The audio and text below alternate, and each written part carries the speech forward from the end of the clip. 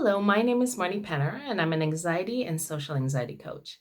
And in this video, I would like to talk about what I see as being the first step in getting a handle on our anxiety and emotional distress during this coronavirus period. I have been thinking a lot about how to help people with this anxiety online. And what I kept thinking about was that everybody is going through something different. It's what I don't want to speak to one group of people that are dealing with one problem and miss another group of people who are dealing with another problem. But what I think is the most important thing to do at the beginning is to admit that we are all feeling the emotions of grief and loss.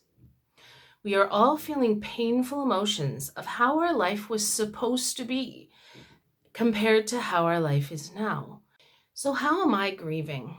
Well, in the fall, I decided that I don't want to only coach online, I want to coach in person. So I found an office, I found a way to market to local Hungarians, and I decided, okay, I'm going to become a language coach and a foreign language anxiety coach, and I'm going to coach people while I teach them English. Right? So I had this crazy, wacky idea, and I just plunged forward. I rented an office downtown. And right before the coronavirus thing happened, I had totally filled my 3 office days with in-person clients, and I had figured out a rate that was allowing me to replace a client when another client was leaving. Like it was like I found the equilibrium, the balance, like everything was coming together. I had some new clients lined up. They were going to start in April, and then this happened. So the first step in my journey is telling my grief story, telling people this was the life I had. My life was totally coming together. I loved my life. I loved my office. I loved coaching people in person as well as online. That was the life I was supposed to have. And now I have this life where I'm constantly at home with 4 children, one of whom is autistic. So instead of them being at school with professionals helping them, my husband and I are homeschooling 4 children. Now, of course, there's plenty of positives that will come out of this for all of us. There exists something that's called post-traumatic growth. We all have the psychological immune system that ensures that we will return to our base level of happiness no matter what happens. We will learn new coping skills, new strengths. We're all going to come out of this a little better than before in some ways. But right now it sucks. It really, really sucks. And so we have to step into those deepest emotions that we are feeling, the real emotions. Maybe sometimes taboo emotions, like this was the life that I was supposed to have, that I thought I was going to have, that I was planning on having, and it's gone. And this is what I'm feeling about it. I miss the life I thought I was going to have. So what are the kinds of things that people are grieving right now? Maybe by giving you some examples that I've heard from my clients, it will help you feel less alone and help you more access your grief and loss so that you can tell your story, or you can write it down in a journal and you can process it and move on to the next steps, which I will be doing in other videos. And so what kinds of things are people grieving right now?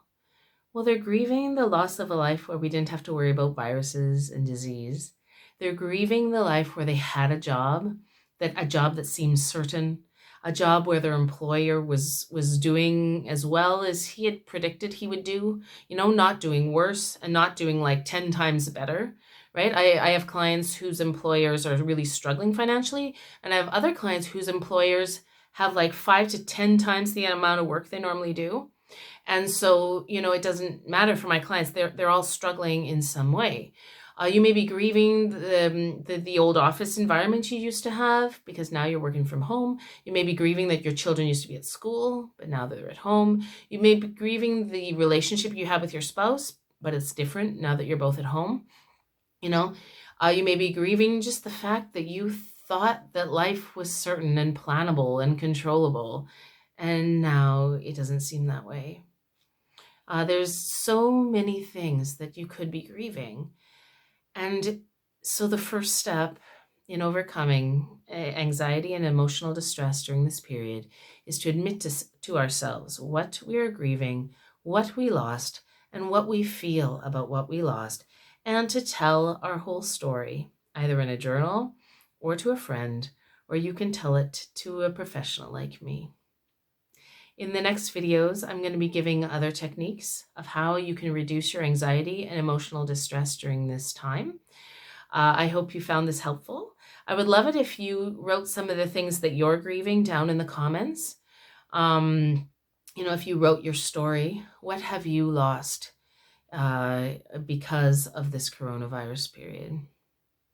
Let me know if you'd like me to help you process your emotions and figure out some solutions of how you'd like to proceed now.